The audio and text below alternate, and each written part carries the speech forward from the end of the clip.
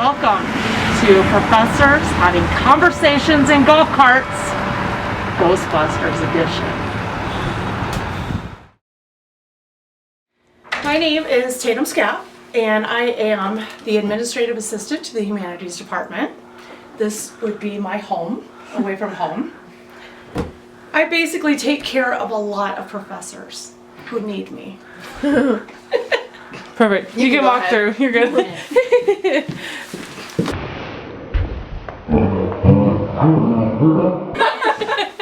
A lot of times I sit up here and I just wait for people to come in and out, and I'm here for the kids. I'm here for anybody that needs me. And where I am located is on the 3rd floor of Lewis Hall, which is the 2nd oldest building on campus. So when it comes to any ghostly stories, yes, I got them all.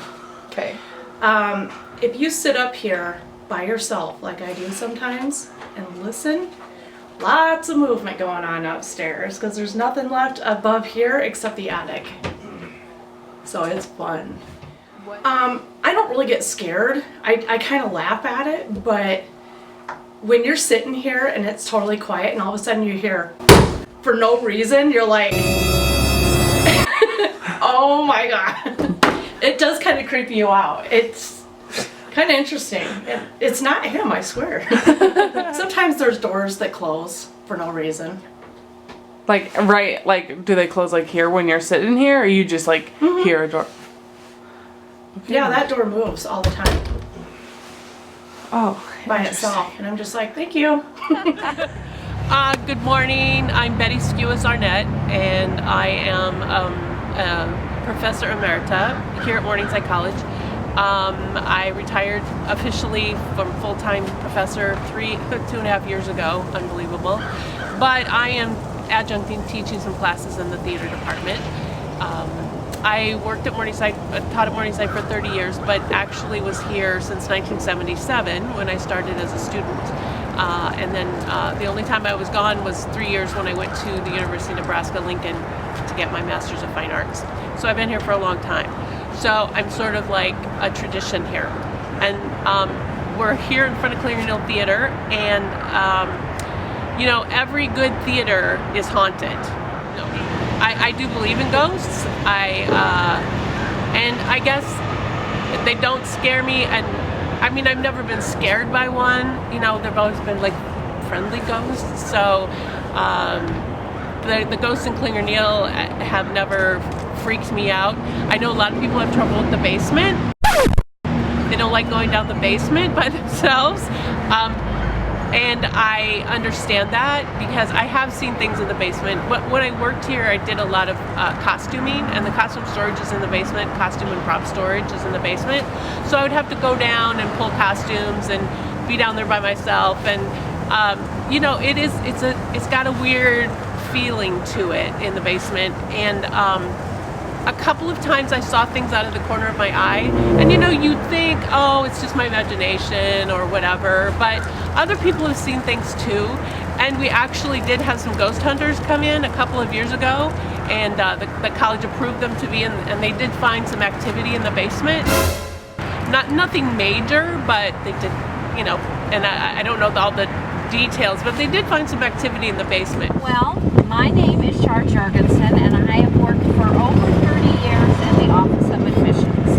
I am been called the Morningside Mom, and I'm very blessed with the job that I have. And I have never seen a ghost, but I have heard stories upon stories upon stories of the ghosts. Epley has 2 ghosts. The first one, and I don't know if this is true, but this is what I've been told.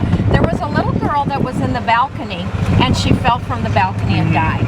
Now, depending upon which version of the story you want to choose to hear, both of them are, if you go there at night and release a balloon, the balloon will float over to where her seat was and just hover in the seat. Some parts of the story, hi Sue! Hi Sue! Some parts of the story, it has to be a red balloon. Red balloon. Yeah, but I don't know. Then the other one is there was a janitor that absolutely loved this building, and he stayed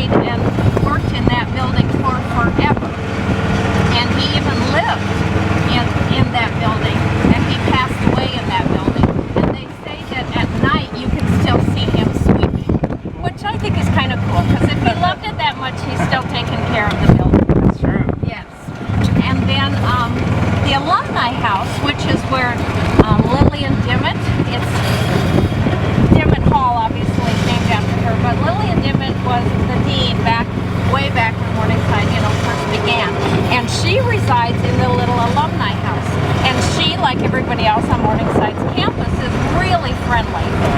So like if Miss Dimmitt thinks that you're staying up too late and you happen to be staying in that house, she will turn the lights and the TV off for you to let you know it's time for you to go to bed.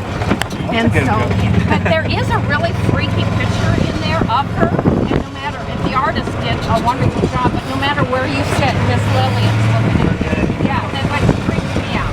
I am Brian McFarland. I am the head of the Natural and Mathematical Sciences Department and also an associate professor of chemistry. The biggest place for hauntings is Dimmitt Hall.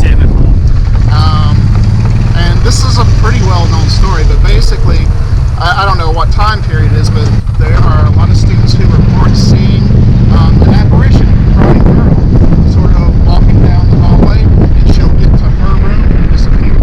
Wow. And some people who are used to staying here, they'll report hearing choking and gagging sounds. I was down in here. So we were training, there was 4 of us, and I was the only girl, so I was trying to be like, oh, I'm not scared. And we all turned the lights on, like, we're not scared, we're trying to, like, prove ourselves, we're still new. And so we turn off the light switch, and we're in the middle of the room, and as we're in the middle of the room, the light switch turns back on, as we're all staring at each other. Oh, I'm not doing this, yeah. Oh, it's so good.